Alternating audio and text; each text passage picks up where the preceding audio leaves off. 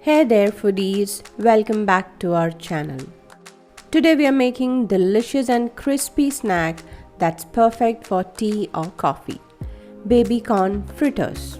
Let's get started. First let's toss some frozen baby corn. Then thinly slice one onion. Now add both baby corn and onion into a large bowl with some paneer, some cornstarch, some rice flour, coriander leaves, some gram flour, chili flakes and grated garlic. Mix everything really well. Then add little water and mix it. Finally add some salt.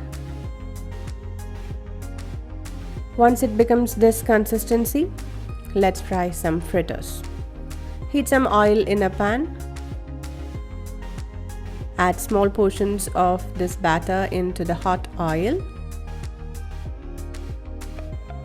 Fry both the sides till it becomes golden and crispy.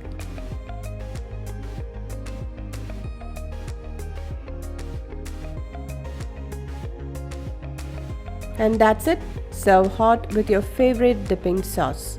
Enjoy your crispy baby corn fritters. Thanks for watching. Don't forget to subscribe and hit the notification bell for more delicious recipes. See you in the next video.